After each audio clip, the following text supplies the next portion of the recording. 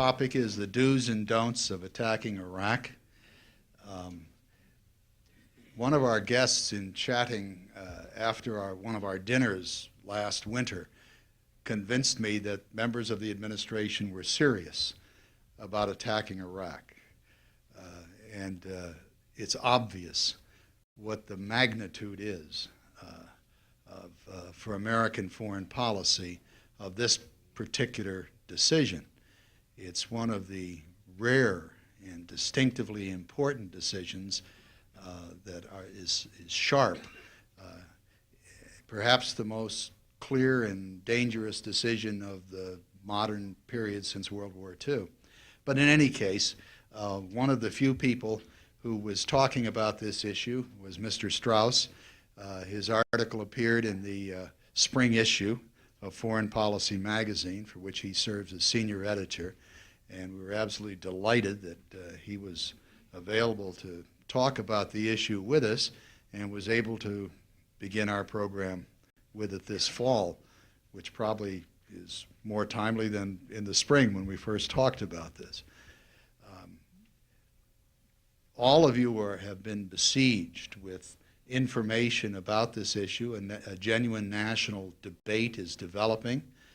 There's probably more information of various kinds than one can absorb, but we're delighted that we have with us tonight to clarify and bring order to this someone who's been looking at it seriously for a long time.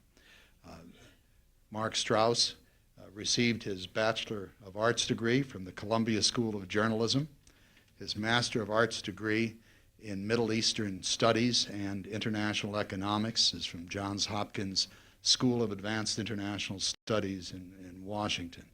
He's called upon to be a commentator by the innumerable major news sources in the United States. He was at the Brookings Institution in their Foreign Policy Studies program before becoming senior editor at Foreign Policy magazine, samples of which I think you've had a chance to look at this evening. It's my great pleasure and with great interest I present to you Mr. Mark Strauss.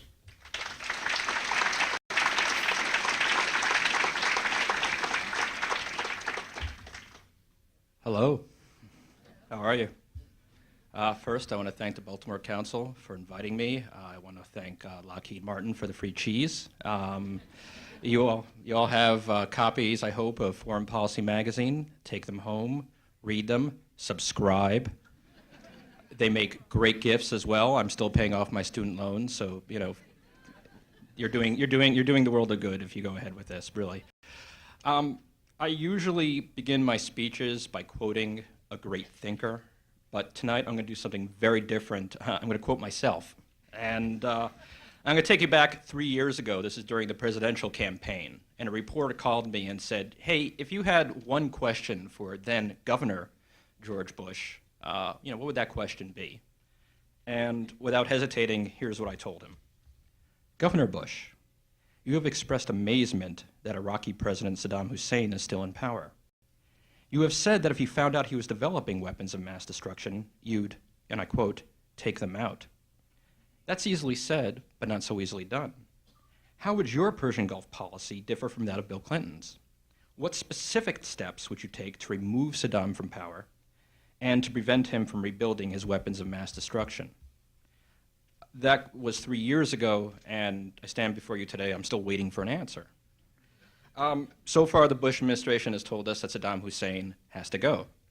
Thank you very much. We still don't know how that's going to happen. In fact, a lot of people are confused as to why we're suddenly in a hurry to go to war with Iraq. This problem has been with us, for 10 years now. The short answer is the most obvious answer, but it happens to be the accurate answer, is September 11th. The broader reasons, of course, are a bit more complicated.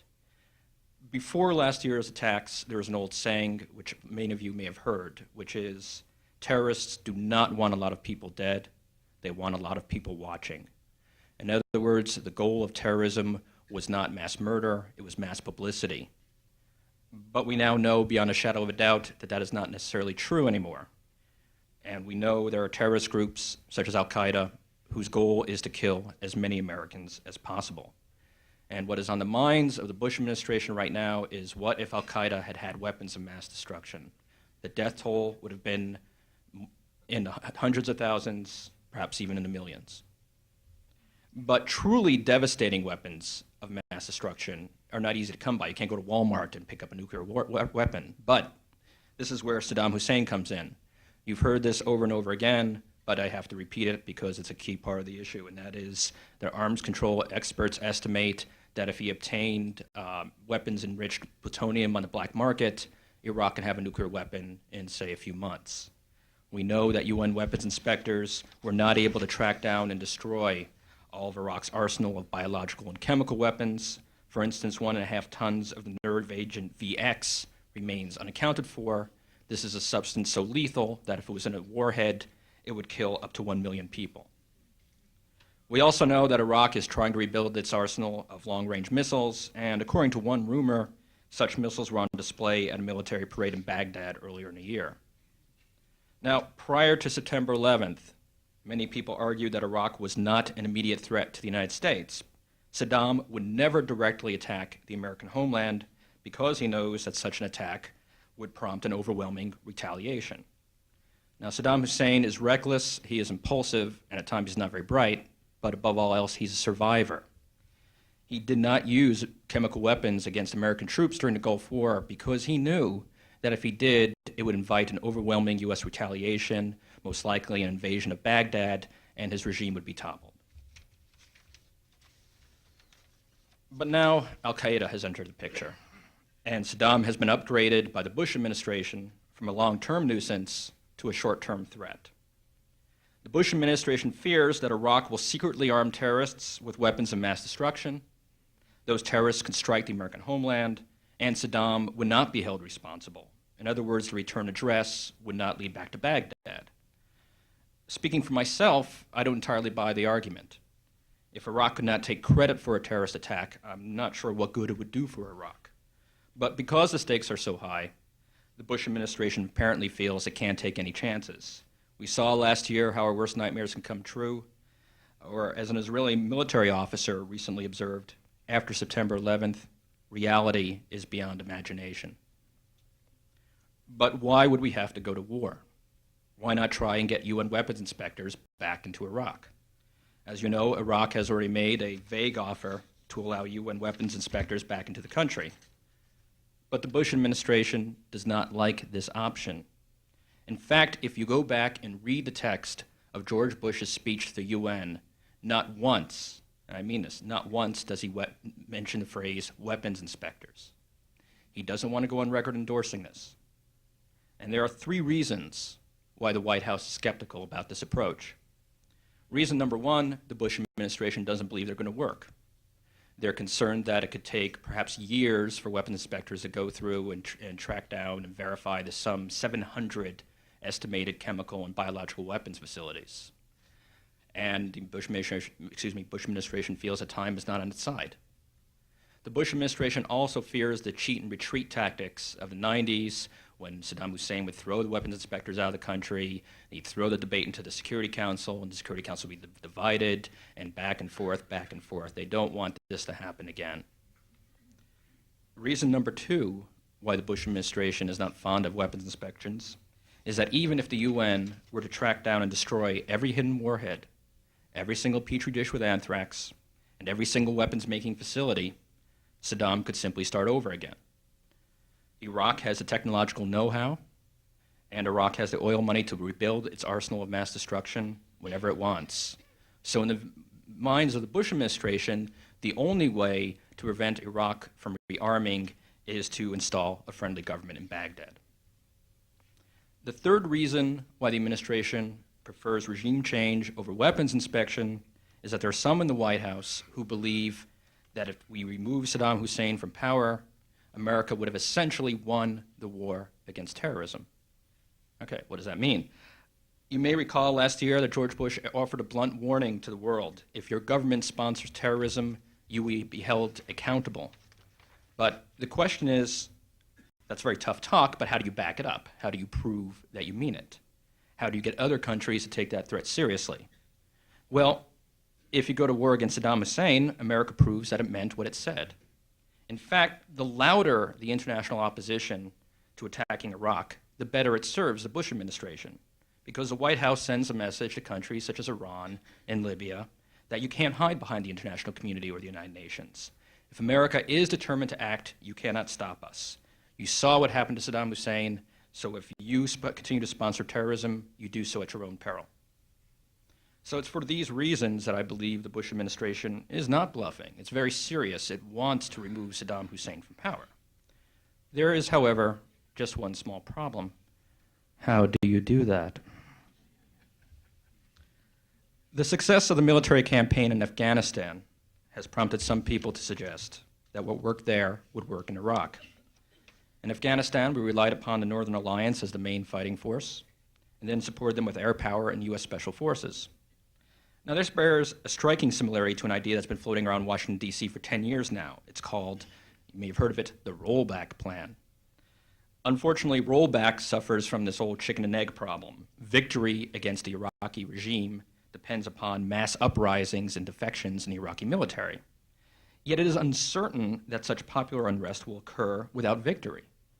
Iraqi dissidents remember all too well what happened in 1991 during their uprising when the United States failed to come to their support.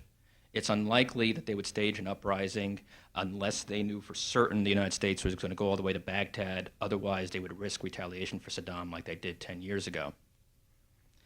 It's also far from clear that the Afghanistan model could score decisive victories in Iraq. Unlike the Northern Alliance, the Iraqi opposition has neither extensive military capabilities nor battlefield experience. And although war and sanctions have taken a drastic toll on the Iraqi military, Saddam still has 2,000 tanks, more than 300 combat aircraft, and 400,000 active duty troops.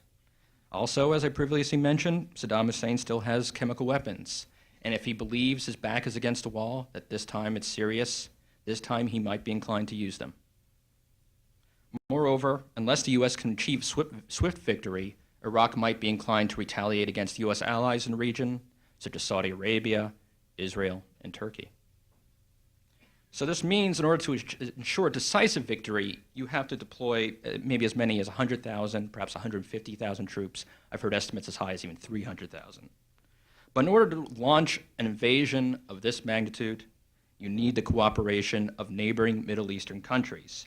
You just can't parachute 150,000 troops and all the material into Baghdad.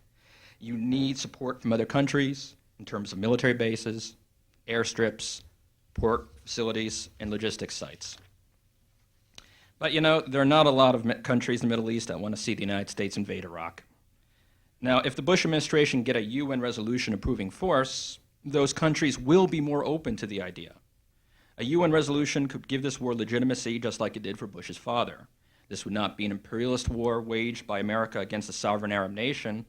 Rather, it would be sanctioned by international law and the members of the UN Security Council. But this war is different from the previous Gulf War. Last time, the goal was to liberate Kuwait. This time around, the goal is to remove Saddam Hussein from power. And a lot of Middle East countries are concerned about what would happen next. They're afraid that Iraq will become the next Lebanon. You have to remember that Iraq was created by the British after World War I. They took a ruler and they created this country. And if you look at it, it's a demographic nightmare. It's made up on the top half. In the north, you have the Kurds. In the middle, you have the Sunni Muslims. And in the south, you have the Shiite Muslims, who many people don't know are in fact the majority of Iraq. So a lot of countries in the region are worried that if the government in Baghdad falls, the country will split apart. Saudi Arabia is worried about an independent Shiite country on its borders that will align itself with Iran. Turkey is worried that an independent Kurdish state on its border will incite its own restive Kurdish minority. Now again, speaking for myself, I don't think Iraq is going to break apart. I don't think Saddam Hussein is like Tito of Yugoslavia. The country was united long before Saddam Hussein came to power. But common sense dictates that, hey, you know what? If you're going to topple a government, you better be ready to replace it with a new one. Otherwise, you run the risk of civil disorder and factional fighting. Now, the Bush administration is meeting with various Iraqi opposition groups in the hope of creating a new Iraqi government. However, although these groups are united in their dislike for Saddam Hussein, there is no guarantee they'll get along with each other once Saddam is gone. For instance, the two main Kurdish groups, the Kurdistan Democratic Party and the Patriotic Union of Kurdistan, have been fighting one another on and off for decades. As you recall, even in the late 1990s, one of them invited Saddam Hussein into northern Iraq because they were having a very nasty feud. Moreover, Sunni Muslims might be worried about their rights in a country where Shiite Muslims are the majority. In short, I think democracy in Iraq might be possible. Democracy is possible anywhere. But in the meantime, it's going to be a very long and messy process, and it's going to be necessary for troops to occupy the country as a peacekeeping force, and I couldn't begin to tell you how long that's going to take and how long it's going to cost. Another concern is that a military campaign against Iraq could drain our resources from the war against terrorism. Special forces who speak Arabic and Farsi are now hunting down al-Qaeda members in Pakistan and Afghanistan. They would almost certainly be diverted to Iraq. The same is true of spy satellites and other intelligence gathering resources. And with al-Qaeda terrorist cells active in as many as 60 countries, the United States depends heavily on cooperation from foreign law enforcement and intelligence agencies. And the harsh reality is that some of those countries may not be willing to share vital intelligence with the United States if they impose an invasion of Iraq. I think it's worth noting, for example, that Syria is violating the UN embargo by illegally importing $1 billion worth of Iraqi oil a year. The United States knows this. The United States is not pushing Syria on this. The reason is because it relies on Syria's cooperation in tracking the activities of Islamic militant groups. I'd like to conclude this talk and open up for questions, but I want to come back to where I started. I have a list of unanswered questions for President George Bush. I don't know if he's watching or if he's out there tonight. I didn't think so, but you never know. Question 1. Can the United States find Middle Eastern allies willing to support this invasion? Question 2. Can the United States guarantee the safety of those allies if Saddam decides to retaliate with attacks as he did during the Gulf War? Question 3. Can the United States guarantee that a stable democratic government will take the place of Saddam Hussein? And question 4. Can the United States be certain that its war against Iraq will not threaten its success of the war against terrorism? I don't have the answers to all these questions, I'm afraid. I just hope that President Bush does before the first American troops arrive in Baghdad. Thank you.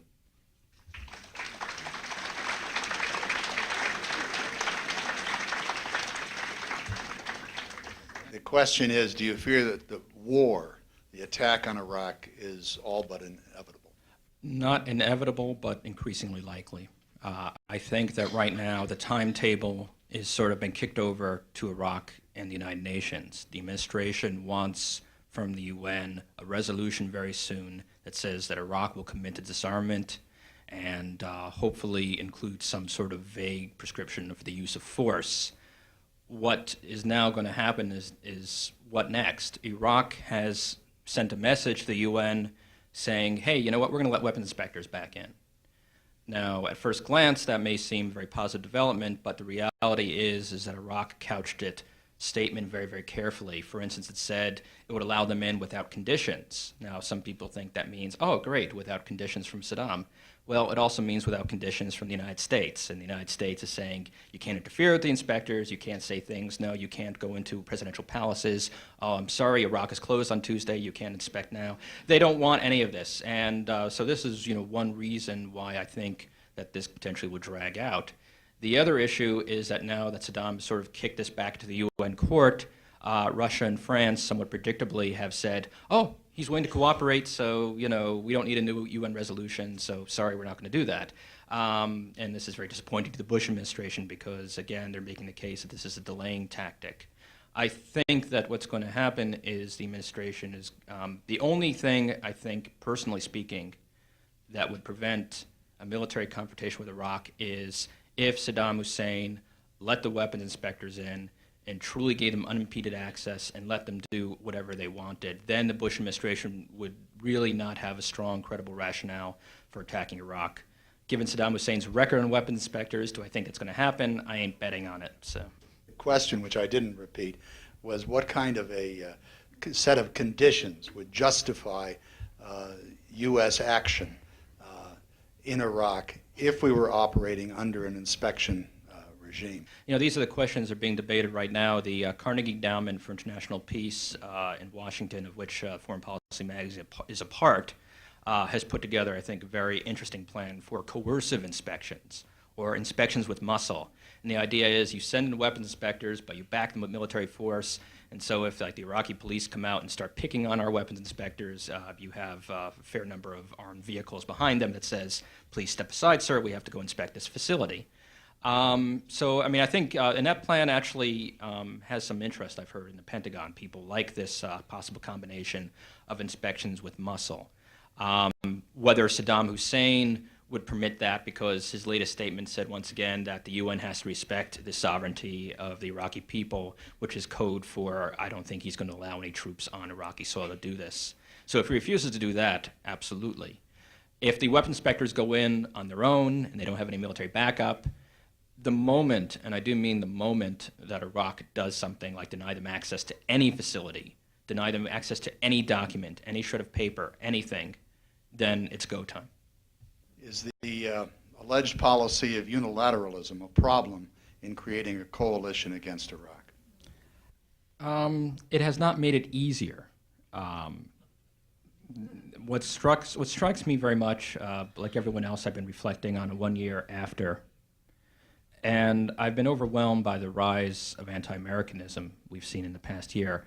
And I'm not just talking about the Middle East, no shock. I'm talking about Europe. I'm talking about Latin America and Asia. I have people in England I'm not talking to anymore because of some things they've said. I've been struck by the anti-Americanism.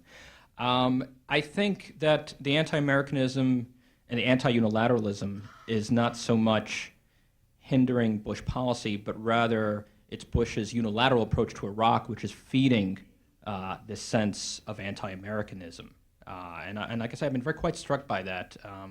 And it's something a lot of people have theories as to why we see such anti-American sentiment. I think the unilateralism is part of it because they see Bush going his own way on Kyoto. They say Bush going his own way on the ICC. They're very angry, by the way, about agricultural subsidies. I know that's basically a blip on a radar screen in American news coverage, but boy, when I talk to people from New Zealand, from Australia, to Japan, to Latin America, to Brazil, to Europe, first thing they start to talk about is those agricultural subsidies. They are outraged about that. They say, hey, this is supposed to be a free trade president. What happened with these ag subsidies? So I think there has been sort of a growing sense of unease, and I think that Iraq was sort of, the fact that the administration tended to put unilateralism before a multilateral approach definitely contributed to the anti-Americanism. In other words, a lot of folks in Washington feel that Bush gave a great speech to the UN, but that speech should have been given 4 months ago, 5 months ago, before like Dick Cheney and others are going on Meet the Press and shooting off their mouth about, we'll talk about what. They needed to put that multilateralism on the table beforehand. How cynical should one be about the president's use of the Iraq circumstance to hide other matters, and especially what should be the congressional view? I'm a very cynical person, but I have to say, in this case, from what I know of the Bush administration, and I, in fact, have in the past known people who were part of the Bush administration. One of them, Paul Wolfowitz, was the dean of Johns Hopkins SAIS. And one thing which I do is a big part of my job is sort of thinking like a Bushie. I read through. I know everything. I know everything these guys have written for 20 years. I've heard them speak. They're true believers. They really are. This is not a cynical ploy to divert attention from Enron and WorldCom. I'm not saying that's a great perk. It certainly doesn't hurt. But no, they really believe this. In fact, they've been believing this since before they were in the White House. For years now, they've been urging this policy. And they are on record all the way back. Some of them, like Richard Pearl, was advocating overthrowing Saddam back when Saddam was our erstwhile ally in the Iran-Iraq War. They have a long intellectual history for various reasons of wanting this to happen. So I think it's genuine. As opposed to the role of Congress, yeah, well, that is when politics does come into play. I think that they know that the timing is right to get a resolution before the elections, and they know that if they waited till after the elections, then congressmen, they'd have wait whole 2 years to wait before the next election. They might have more tough questions. But I think the administration knows that the right time to get congressional approval is before the elections. I have sources on Capitol Hill who tell me that a resolution will come down before the elections, and as far as they're concerned, the train has left the station. This resolution will pass, and it will have a sizable number of Democrats voting on. The big question is whether the resolution will insist on UN involvement or not. That's the one sticking point. So it may not be a complete blank check saying, hey, bomb Baghdad, see you in a few years. It's more like, it may be something along the lines of, we support the United States to see that Iraq disarms, but we feel he has to go through the UN first. So that's the only question at this point, but there will be a resolution, and it will pass. The question is, disorder created in Iraq will complicate our occupation, and what weight do you put on that complication? Or basically, to what extent is it like Afghanistan, is that a way of saying it? Iraq, in many ways, is like Afghanistan in that problem and unlike Afghanistan. And one of the reasons, actually, that some people are so concerned about a post-Saddam Iraq is they're looking at Afghanistan and, it's not a place I want to vacation right now. It's nation building is, look, Afghanistan now is better than it was for years. And what's been accomplished there so far is nothing less than, I think, a minor miracle. But, just a couple weeks ago, they just tried to assassinate their president, and a car bomb went off. Nations, including the United States, are not ponying up the money that they promised to rebuild Afghanistan. The Bush administration just asked for an additional $250 million, and in a country of, 25 million people, that's $10 per Afghani. It's not exactly, tremendous success. There is a central government forming in Afghanistan, but still, entire regions are controlled by warlords. Now, what does that say about what's happening in Iraq? Well, that doesn't bode well for what's happening in Iraq, because if you figure how much money has to go into rebuilding Afghanistan and how much of an occupation force you need in Afghanistan, imagine, given the size of Iraq, we're talking about, which is a much order of magnitude larger Afghanistan, how much money, how much, resources will have to be devoted to rebuilding it. And the other issue with Iraq is, to be very blunt, if Afghanistan broke apart, no one would care. And I'm not saying that to be, really cynical. I'm just saying we want order in Afghanistan because we don't want the Taliban to come back or someone else. But, breaking up Afghanistan does not pose the same sort of geopolitical issues that it does in the Middle East, when, again, you can have, these fears of the Shiite South, breaking off and going towards Iran, or the Kurdish North. Turkey is worried about that. And the other concern is, there's still some chemical weapons lying around in that country, and the thought of a civil war. Imagine a civil war like Lebanon, but with chemical weapons. Actually, I don't want to imagine that, but that's sort of why I think the concerns in Iraq are of a higher order of magnitude than Afghanistan. But that's not beside the problem. So how would you vote, or no war? How would I vote personally? How would I vote? That's a good question. And I'm gonna be honest. Every day I find myself adding up the pros and the cons, and the pros and the cons. And there are some days where I feel very strongly, yes, this is a threat. There are other days where I feel, no, let's try to make these weapons inspections work. I think on the very least, I would like to see a real effort at making the weapons inspections work, not sort of a half-hearted effort to create a casus belli for war. Because I think, for instance, these recent plans for coercive inspections, I think those can actually work, if we give, I guess my motto is, give weapons inspectors a chance, because I think that if done correctly, it can be a good policy.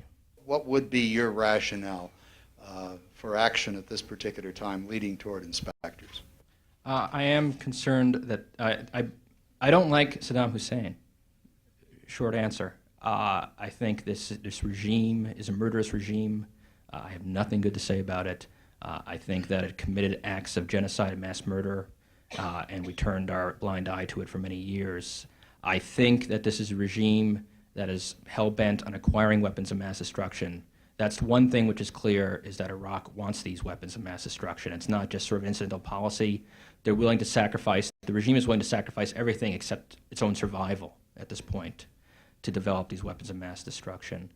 And I'm more concerned about the regime using these in a regional context in the Middle East. To be honest, I'm not terribly frightened that Saddam is going to send biological weapons to the United States homeland, but I am concerned that there's a regime that would use them against Saudi Arabia, it would use them against Turkey, it would use them against Israel, and that is a concern. So this is a problem that has to be solved. So I may not share the Bush administration's sort of feeling that time is running out, that if we don't do this in the next 2 weeks, America is doomed. But I do think that eventually this country has to be disarmed. And if at the end of the day, nothing the UN does works, if we can't get Russia and France, if we can't get the UN Security Council, then I do unfortunately think we may have to resort to force. But I do feel I'm not in as much of a hurry. And again, if we can find a way to make this work other than through, say, coercive weapons inspections, I'm all for that. Do you add the Bush fear of terrorism support to the regional security concern, which you expressed as the justification? I think that is, it is a concern. I think that Saddam Hussein would use weapons of mass destruction in the region through any way he could. Missiles, fine. Planes, fine. Terrorists, possibly. I'm more skeptical about terrorists because my feeling is not many people, just like a parent doesn't want to give his kids the keys to the car, you don't want to give terrorist groups that you can't necessarily control weapons of mass destruction.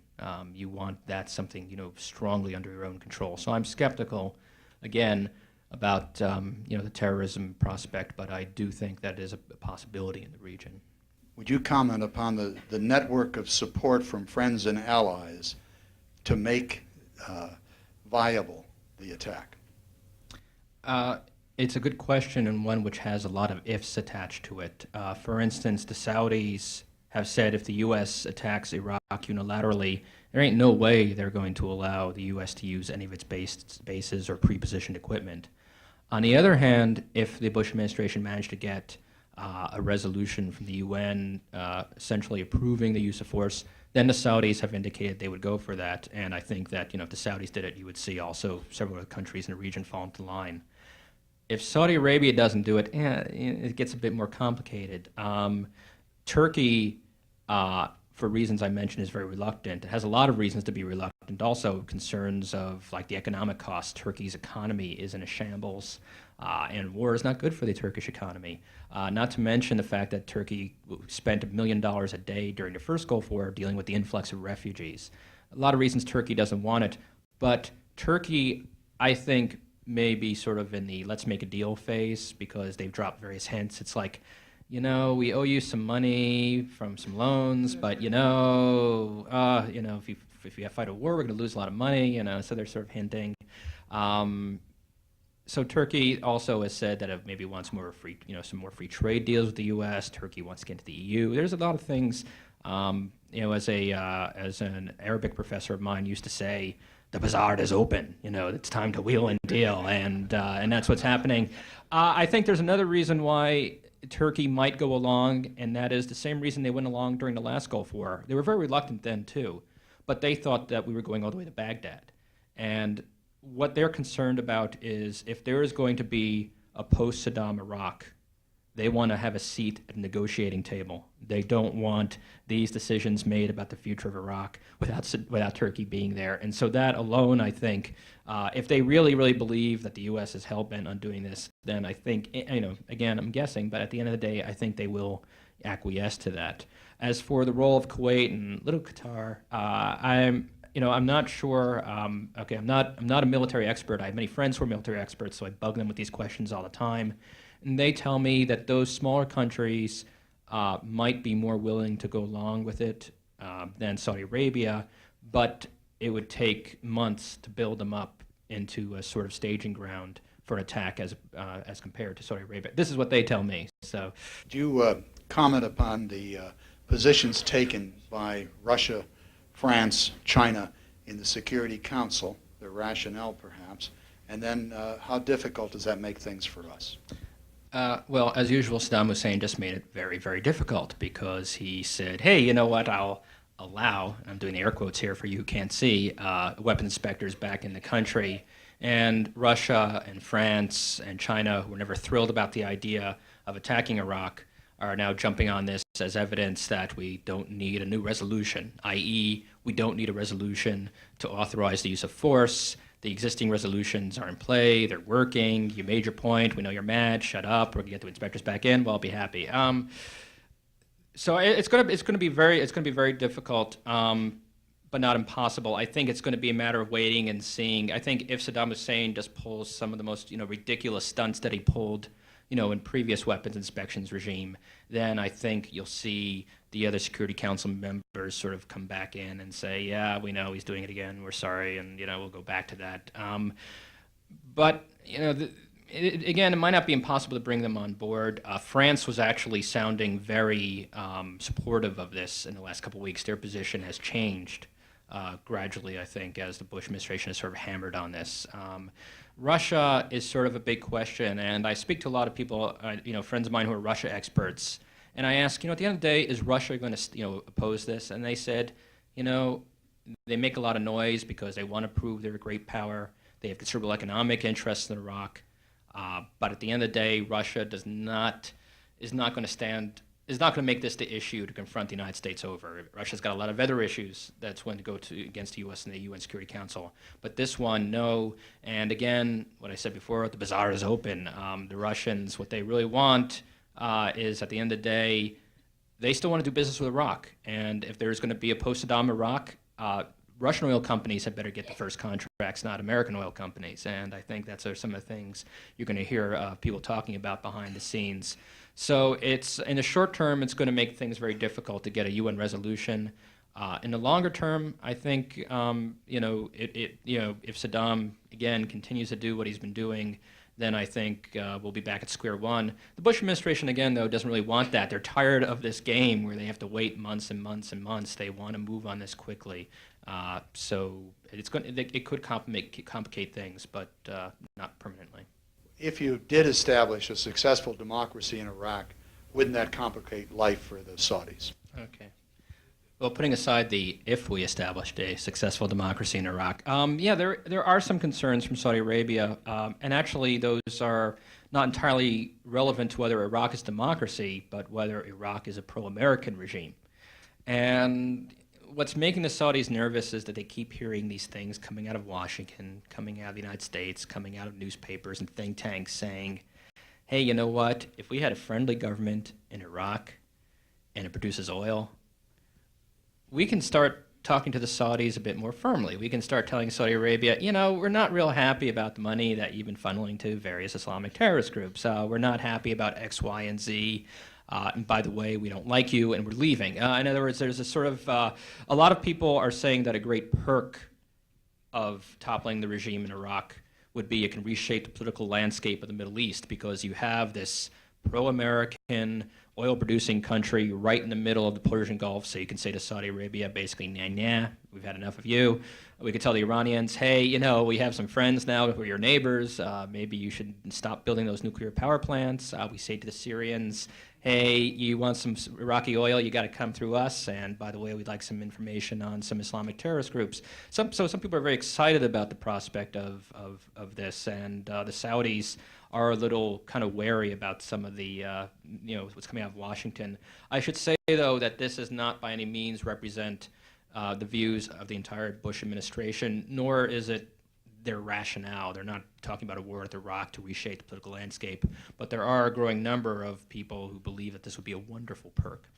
Among the possible consequences of a successful invasion of Iraq, what would be the problems created either for or by Iran? Boy, Iran has a funny position on this because they are not a real fan of Saddam Hussein. They fought a bitter, decade-long war with Iraq that nearly destroyed the country. Saddam, as many of you know, used chemical weapons against Iran. But at the same time, as much as they dislike Saddam Hussein, they distrust the United States more. And Iran is, for the reasons I just said, they're nervous about the prospect of a U.S.-backed regime emerging in Iraq. And they're starting to feel hemmed in, quite frankly, because now you have the U.S. flag basically with the Afghanistan government. Now you're talking about the United States moving into Baghdad, and Iran couldn't help but notice that they were like number 2 in the axis of evil, and so that makes them wary. This also raises some concerns about the post-Saddam Iraq, and there are various opposition groups. Some of them have the backing of the Turks. Some of them have traditionally had the backing of Iran. Iran has backed certain Kurdish groups, for instance, against the Iraqi regime. And one of my biggest fears about a post-Saddam Iraq is not that the country will break apart, but it might actually be pulled apart. And that is, you get into this case where you have various opposing groups, you have various outside powers through various means sort of supporting these groups one against the other, and they may actually contribute to the instability of Iraq. And I think that Iran has the potential to be a spoiler in a post-Saddam Iraq. Mr. Ritter was here, by the way, a little while ago, and the question is, why does Mr. Ritter say that Iraq is not a threat to the United States? This is not a psychological question. Yeah. No offense intended, but I think Scott Ritter was like the Cato Kalin of the Iraq crisis. He's this guy. He just keeps showing up in TV, saying all these things. He's a peripheral player, but he's sort of found like a niche as kind of like a star witness expert, and he's going around talking to everyone who will listen to him. I was not in Iraq. I don't know what Scott saw. I don't know, what Scott knows, but I do know that endless number of very credible organizations. And I'm talking arms control organizations, people who are in fact opposing, the invasion of Iraq, agree that there is still a sizable arsenal there. The UN weapons inspectors themselves, if you read their final report that UMSCOM filed in 1998, they say, hey, here's a list of the stuff we couldn't find and we know is out there, and it's a pretty scary list. So I don't know where Scott Ritter's head is at, but I'll tell you very frankly, if it's a choice between Scott Ritter and the rest of the world, I'm going to believe the rest of the world. So, the question with a number of implications is our position ultimately in Iraq that no nuclear weapons should be in the hands of a nasty fellow like Saddam, or no nuclear weapons should be in the hands of any regime in Iraq, which of course raises a lot of questions beyond the first. Yeah, that's the subject of a whole other talk and 10 other talks following. I'll try to approach this from various pieces. One, it's very true. There's no guarantee that a post-Saddam regime, even a democratic one, a friendly, warm and fuzzy one, will not want nuclear weapons. Let's see, are there other U.S. allies who have nuclear weapons? Oh yeah, wait, Israel. So it's not unthinkable that the Iraqis would want the same. It's a tough neighborhood in the Middle East. Iraq, there's no guarantee that a new government in Iraq is going to be all that fond of Israel, which is, everyone knows, has weapons of mass destruction.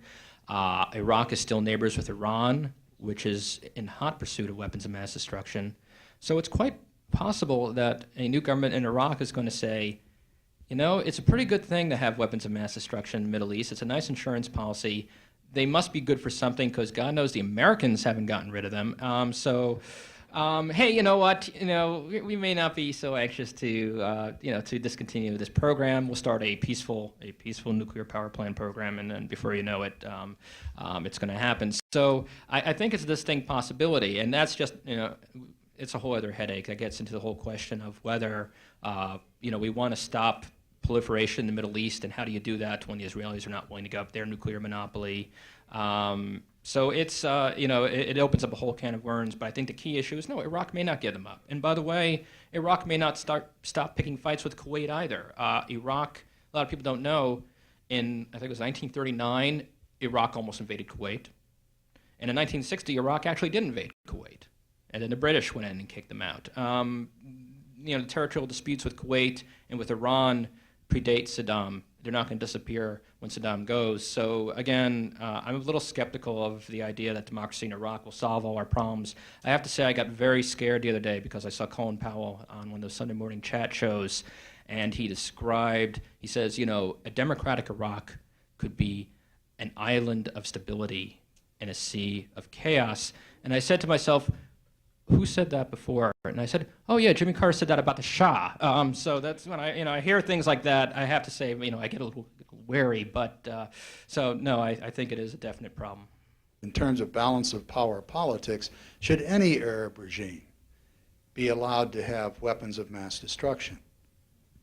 And this is the $64,000 question. I mean, the real question now, should anyone have weapons of mass destruction? And I'm very serious. I mean, people are saying, why do we still have these weapons? The critics of the Bush administration basically say, how can you on the one hand say, don't build nuclear weapons are bad for you, they make us unhappy, they're dangerous, they're destabilizing, they're awful, terrible things. And then the Bush administration says, we just did the security study report, and you know what, we came up with 20 new reasons to keep our nuclear warheads. And this is raising, the arms control community is going a little crazy here. They don't know, how you can maintain this balancing act between a country like the United States, which keeps finding new reasons and rationales for maintaining nuclear weapons and such, and why all of a sudden other countries don't have that same right. Again, that's a bigger question I don't have an answer to, but it's it's a dilemma I think that's going to keep coming back and haunting us in the days ahead. Would you comment upon the American psychological reaction to the costs of war should it occur?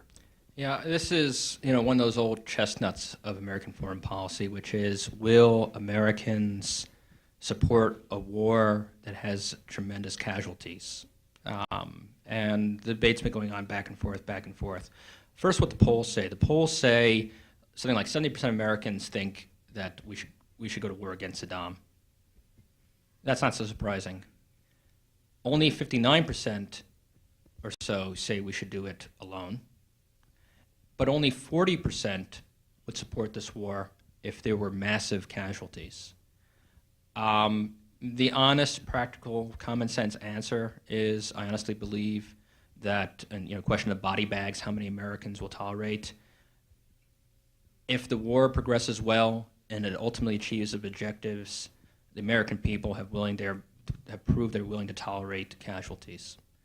If the war grinds on, if it doesn't achieve its objectives, if things start really going wrong, if we see, God forbid, attacks on Saudi Arabia or Israel with weapons of mass destruction, then I think the patience and tolerance of the American people will decline. But I think if the war is short, which it frankly might very well be, if it's done right, with a large force opposed to a smaller force, then I think, frankly, the American people are willing to they understand what's at stake and they're willing to support it.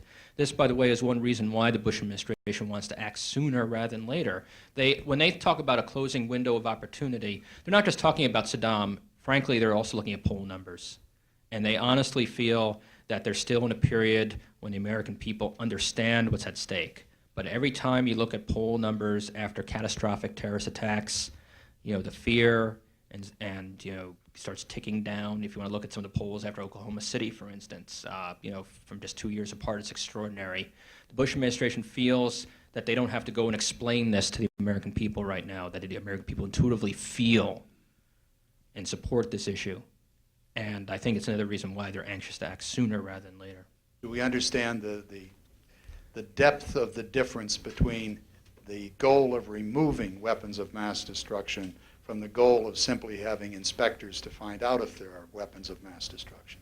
Yeah, and the question is, do people understand that? I don't entirely understand it, the way they phrase it, quite frankly, because what they're saying is, I'm going to walk you through this, and if you have a headache afterwards, you're paying attention.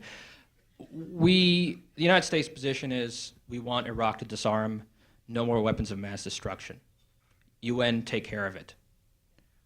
And then when someone asks them later, well, do you believe in weapons inspections? No. How does the UN verify that Iraq has disarmed? Weapons inspections. So the only way to do this is through weapons inspections, but the administration doesn't believe inspections will work, and it's not going to openly endorse them in its policy statement. Do I need to say that again? Because I'm still, it is a bit confusing, and it comes down to they're doing a delicate balancing act here, and what they're trying to do is they understand that the only way to do this is, to verify Iraqi disarmament is through weapons inspections, but they don't want to utter the phrase weapons inspectors because they don't want this to turn into another long, protracted debate over how many weapons inspectors should they be Americans or Swedish or Scandinavian, whatever. And how long should they go in, and what's their timetable? No, they don't want that. They want Iraq disarmed. They're focusing on, the goal and not the process. So it is a bit complicated, but people who are following this very closely, do think that there is, again, this sort of like middle ground, this idea of coercive inspections. The suggestion has been made that you're in favor of inspectors, but you don't believe that Saddam will let that system work. On the other hand, the Bush administration, according to the questioner, believes that we should occupy the territory and make sure they're not there. How do you reconcile? Well, first of all, you've got a tough problem in terms of whether your position will work. Yeah. But well, shucks, you caught me. Here's what I feel. There's a difference between my position and the Bush administration's position. I am skeptical that Saddam will allow coercive inspections. I really am. But I hope that he will. And I'm hoping that people like the Arab governments and Russia are going to go to Baghdad and say, hey, you know what, this is really your last chance, and you really have to let this happen. So, I generally want that process to start. The Bush administration, I think, doesn't even want that process. For the reasons I stated, they want regime change and not weapons inspections. So the Bush administration's position is, I think, its approach to the UN, is rather cynical in the sense that they're going through the motions of getting weapons inspectors back in Iraq, but they don't expect it will happen, and they don't expect it will work. I don't think we should go through the motions. I think we should genuinely try. And hope springs eternal that we can get coercive inspections into Iraq.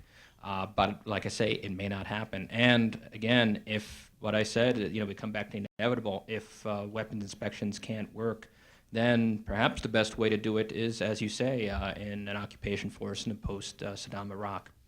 why not assassinate Saddam? This is called the Tony Soprano paradigm of foreign policy.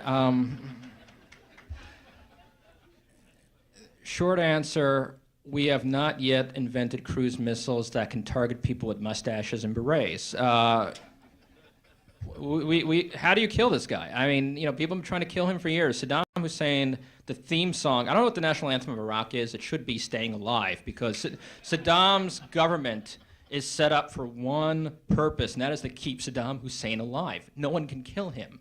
I know it sounds like a ridiculous thing to say. No, you can't get to him. How are you going to get to him? He has several security apparatus set up, competing against one another, to keep him alive. This is a guy who offed his own son-in-law. He's serious. He's very good at staying alive.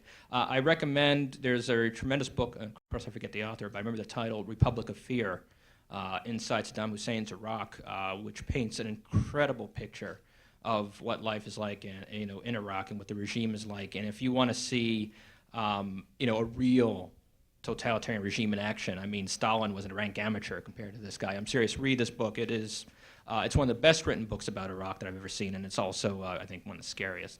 Why not put all of American support, all our eggs into the basket of the few democratic regimes which there are in the world, as opposed to supporting those who are not, and implicitly it's us against them, and it's a lot of faith in perhaps the expansion of democracy notion. Well, that's one of those really, really, really, really big issues that I couldn't possibly, respond to in full. I think the one thing I'll say, which is unfortunate, turnarounds since 9/11, is we're back to a sort of old Cold War fun policy, and that is that we are finding ourselves in bed with regimes and supporting regimes that, aren't exactly paradigms of democracy and human rights. Number of countries in Central Asia, Pakistan, not the most enlightened democracy that I've come across. Russia, This is the Bush people who basically were outraged over human rights violations by Russia, and when they were campaigning and accused the Clinton administration of being starry-eyed and turning a blind eye to Yeltsin, seem very comfortable now with what Putin is doing in Chechnya. So, again, I can't possibly answer this concern, but power politics are prevailing once again. Some people say that's inevitable. Some people say it doesn't have to be. I'm still working on that. The second question was, would you comment upon our policy toward disarming weapons as opposed to totally destroying them? Witness the agreement with the Soviet Union. And your first question was, within the administration, would you comment about the cleavages on the Iraq policy? Yeah, people in Washington watch the internal squabbles in the White House like everyone else watches the Osbournes. They just love, they can't tear their eyes away from it. They just think it's oh, what did Colin Powell just say? Oh, Condoleezza Rice said that. The divisions are well known, and it's sometimes very surreal. For instance, one day I'm on this State Department email thing where they send out U.S. info Iraq that comes into my inbox 10 times an hour now. And so I got this email from State Department a couple months back saying, smart sanctions are going to work. Colin Powell would have scored a great success at the UN Security Council with smart sanctions. 1 hour later, I get an email from the Defense Department saying, Rumsfeld says smart sanctions won't work. These are the same old divisions that we've seen over and over again. You have the divisions between, on the one hand, the Pentagon, career military. You have conservative, I hate to use the term hawks, but some of them wear that with a badge of honor, so I will call them hawks. Folks like Wolfowitz and Cheney. And then you have the State Department folks like, in this case, Colin Powell. I think they've largely put their issues aside, and they've reached some consensus. And Colin Powell, he's one of those people that just sort of sits around and basically waits to be proven right. He can't always win the arguments with the Hawks, but then reality sort of brings them back. Colin Powell was always behind the scenes pushing for, let's go through the UN first, the way they did it when, back in, the good old days, and everyone was saying, no, we don't have to do that, we don't have to do that. But, now they're basically, taking an approach that Colin Powell So I think that, there are divisions in administration. I, by the way, don't think Colin Powell will stay on for a second term if Bush is elected to a second term. But that being said, I think that a lot of the most severe divisions on this issue have been put aside. The simple question is, what motivates Saddam? Well, he's not Hugh Hefner with nukes, I think is what I have to say. Short answer is he honestly harbors ambitions to be the regional leader of the Arab world. He honestly believes this. There's been, as you know, there's been lots of back and forth over whether there should be one dominant Arab country that will sort of set the pace for the rest of the Arab world. There's been, by the way, a long rivalry between Iraq and Egypt that goes way, way back. But Saddam, that's, I think, simple answer. This is what he wants. He wants to be the top dog in the Middle East. We apologize to all of you who have questions. Mr. Strauss, we thank you enormously for spending your time with us. It's been informative.